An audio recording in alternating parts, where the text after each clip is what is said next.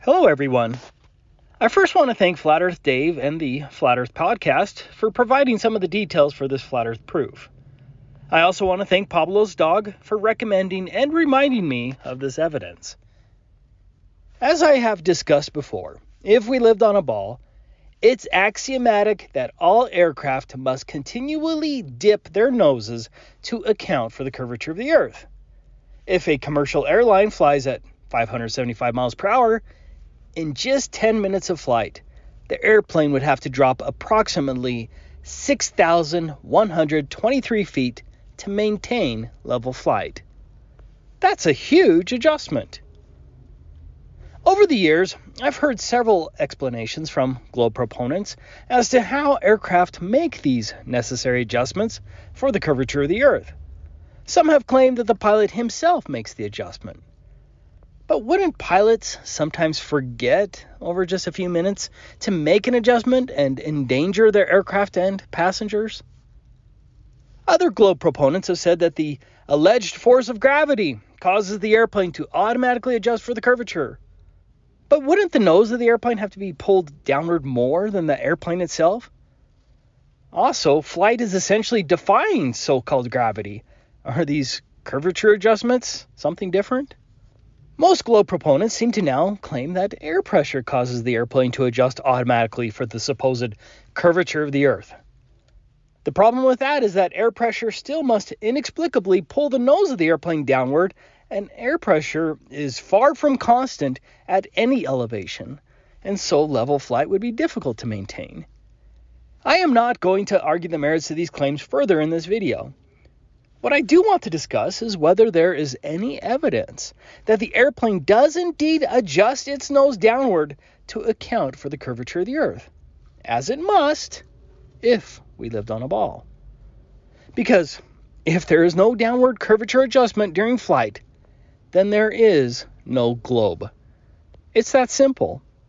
And that is probably why so many pilots have figured out the Earth is flat. But there is another way to make this determination: the stars. We are going to analyze an amazing time-lapse filmed by a pilot on a flight from Munich, Germany to Sao Paulo, Brazil. You can find the unedited version on this website. Please note that this Beyond Clouds website has no association with the Flat Earth, which means this evidence comes from an unbiased party. The distance for the full flight from Munich to Sao Paulo is over 6,000 miles, but the recording was only for approximately 3,000 miles. That begins before Palma, located on the island of Majorca, Spain, and the video ends before the equator after the plane passes Dakar, Senegal, on the western coast of Africa. Of course, some movement of the stars is expected with any time lapse. Keep in mind that when you're in the north and facing southwest, like in this flight, the stars should rotate in a downward slant to the right and clockwise motion, somewhat like this. For this time lapse, we're going to track these two stars.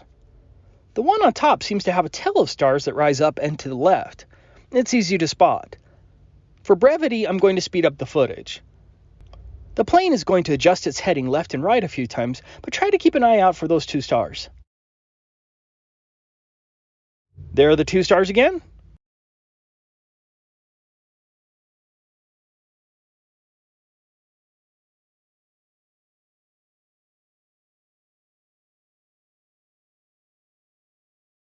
Here they are over on the right side.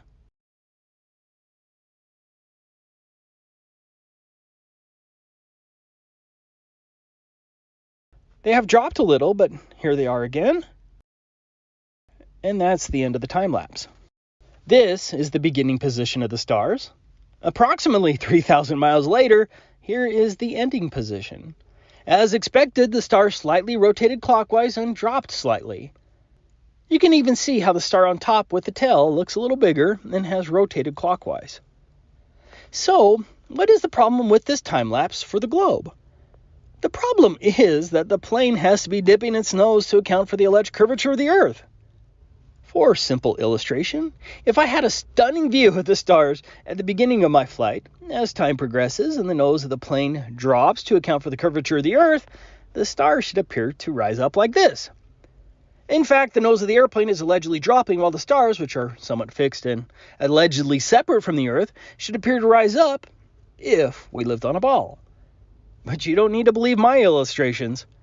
Fortunately, Google Earth allows us to model this same flight with the stars in the background and shows us exactly what would happen if we lived on a globe.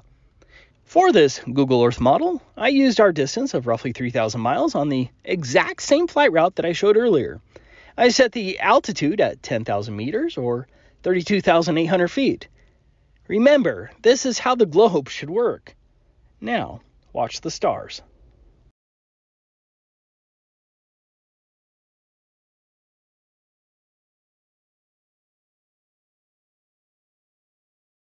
There's no question about it.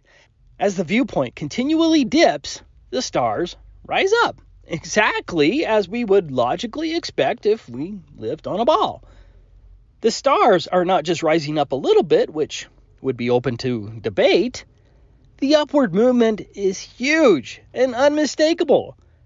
But the real-life time-lapse did not show stars rising at all. Instead, the stars only rotated clockwise and moved downwards a little.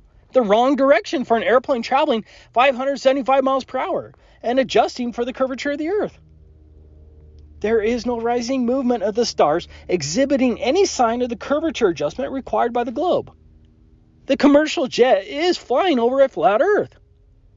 Here's another example that I found, filmed by a passenger from the side of the aircraft.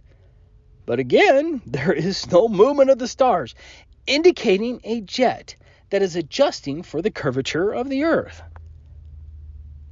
Going back to the first flight, let's say I got the distance of 3,000 miles wrong. And so let's shorten our flight to just 2,500 miles. That starts just before Palma de Mallorca and ends just after Dakar. Both places are specifically identified in the flight as shown here.